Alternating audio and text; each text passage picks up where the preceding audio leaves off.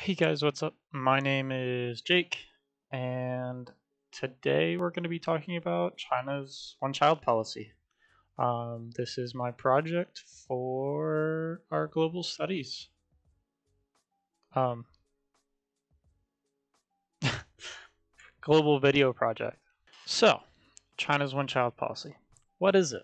Britannica defines it as, quote, a program in China that was implemented nationwide by the Chinese government in 1980 in order to limit most Chinese families to one child each.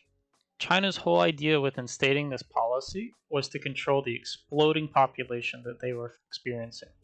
This was a big concern not only for China, but for also major powers, pretty much everybody in the world.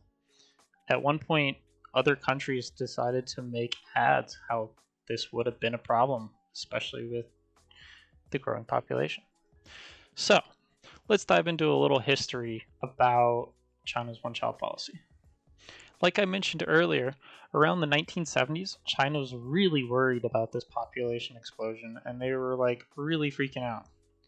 So, what they did was they started running various programs. One of these programs that they initiated that was really big was the promotion of birth control. According to the BCC, it is said that the birth control programs that they instated um, prevented roughly 400 million births. And like, to me and you, that seems like a big number. To anybody, seems like a lot of number. But at the rate at which the population was growing, this still really wasn't very much. One of the main ideas for China to initiate such programs, such as the one child policy, was really part because they saw that this birth control plan wasn't really taking off the way they needed to. But the real idea behind it was that they felt controlling the population would really get hold of them economically and make them hold power easier, in a sense. Um, this was kind of how they first started thinking about it. While this policy is crazier, it's even crazier where its origin came from. According to the author Mi Fong, the whole thing was made by military scientists who really had no idea what they were doing. So, why is the military creating family solutions? There really is no answer. Um, and we'll get back to the effects later. Wrapping up the history here, these bans ultimately had long lasting effects, and we'll get more into detail of those later. But what happened was people would either be fined, jailed, even abandon their children, kill their children, or just hope they vanished.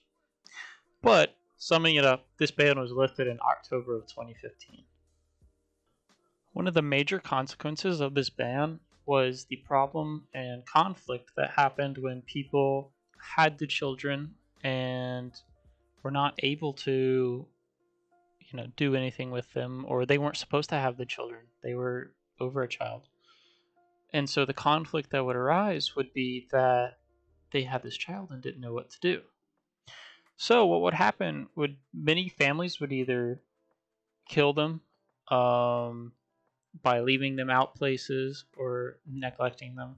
They would also leave them at fire stations and things like that, or left in a box on the side of the road, or dropped off at an orphanage. So, because of this large dumping of children, for example, became such a problem that these orphanages became at max capacity, or even more than max capacity, resulting in very poor living conditions, very hard working conditions, and overall just a really negative atmosphere. To attempt to fix this overcrowding issue, orphanages would open themselves up to allow children to be adopted to places like many Western nations, such as the United States. Um, this is very personal for me because this is how I ended up getting my youngest sister, this very situation. When my family went through the adoption process, I was probably roughly 7 years old. So I wasn't too old but I wasn't too young either to not remember the process.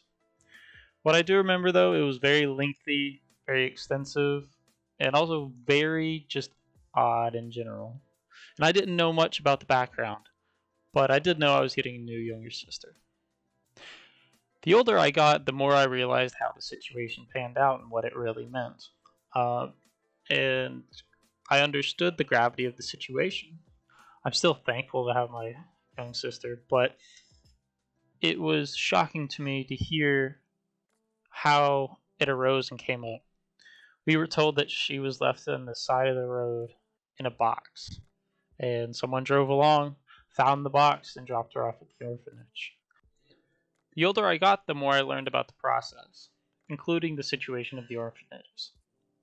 I was told that we weren't able to actually see her at her original orphanage, and instead, she was transported to some sort of, let's say, model orphanage, right? And so it's basically kind of like how you see on eBay all these fancy pictures and whatnot. But we went and picked her up there. Everything looked clean and pristine, which in reality we know wasn't true because she came from very far away and from another orphanage. And that's kind of messed up and really shows you the gravity of the situation. Um, and especially looking back on it now, the situation is quite crazy. And it had lasting impacts on many people, my family included. So, another part or element of this policy is how gender plays a role into it, right? So, when these families are having children, usually these like most families in large nations are usually middle to lower class, thus resulting in the need for strong individuals in the family structure to help support the family. This is a very common trend in China, and so why it is very popular to have boys in the family. So, what that means is basically during this one child policy, if you had a girl, people really would go to very long efforts, like we had talked about previously, and kind of quote unquote erase this child that they've had in hopes of getting a boy the next time, because a boy would be more productive with the family structure. By definition, the gender binary is when people identify as man or woman and there is nothing outside of the two options. So basically, people don't know gender outside of those two options, which we know is all much untrue. But this system reinforces how this social construct can be put upon people. So it can be seen that this is going to cause lots of problems and can cause lots of conflicts. So, consider the following. Please consider the following. Inherently referring to the one child policy insists on a family structure that creates a child. This is commonly done by people with male and female sex organs who reproduce. The fact that the policy reinforced this concept and normalized it throughout society really impacted people who were outside of this gender binary or really didn't even know they were outside of the gender binary and still confined within the walls of it. This is important because not only did this become a social issue for those involved, but it also potentially had legal issues and conflicts as well. Similar to the gender binary, the reinforced concept of heteronormativity also has negative consequences. Those who fall outside of it suffer not only social consequences, but they can also face legal consequences and actions as well. In more recent and modern times in China, let's break it down. In most urban settings, these consequences and problems can be easily seen. What would happen is these single children families would often treat that single child very lavishly and very grandly. And so what happened was these children grew up to a higher standard of living and even got coined the term little emperors, which you can see is very rather socially problematic. In a rural setting, this concept can be seen similarly but in a little different way. In most farm settings, because of the previous law, they ended up with mostly boys because they selected them so they could work harder on the farm. Because of the law, most families in rural settings tended to select more for males than females. As a result, it created a gender disparity within these family groups. And having one child also affected people in both urban and rural settings for taking care of the elderly. It is known that in Asian cultures, the tradition of taking care of the elderly is held very highly within the family structure. This has raised concern for many of China's older populations, especially the parents of these one child families. Now, China is really truly experiencing the consequences and backfire of this policy. So, what are they doing about it? Trying to mediate the consequences, China has relaxed some of the enforcements on the one child policy. While this seems like it would work great and fix the problem, there are many other unknown social issues.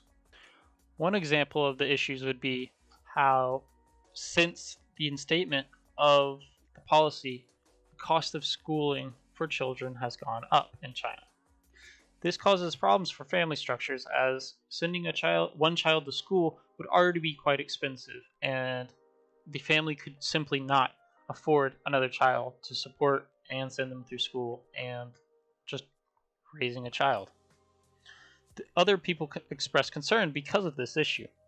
One lady interviewed by the New York Times says that they are worried about not having two children in the family structure because they don't know who will take care of them when they are old. Reflecting back to a more broad picture of this policy, it is clear to see that we'll see an entire generation where most of the individuals are only children. Currently, there are concerns in disproportionate number of males to females in China's population. According to the Washington Post, in 2018, it states that there are nearly 34 million more males than there are females in China's population. Such a large disparity has caused lots of problems both economically and socially. So, why has China amended the one-child policy? They've clearly seen the consequences of the policy being enacted and how it's going to create generations of problems. At this point, China really wants to reinstate the population and help control that growth and wealth that they were originally trying to perceive and use in the idea of reinstating the law. So essentially, they're starting back from ground zero. But this law has a very wild and interesting history. So the last part of the recording cut off because my camera died. But I'd like to thank everybody for watching. Shown on the screen now are all the sources that I used for both images and information. I hope you enjoyed, and yeah. So here are all the sources. So many of them. Thank you for watching.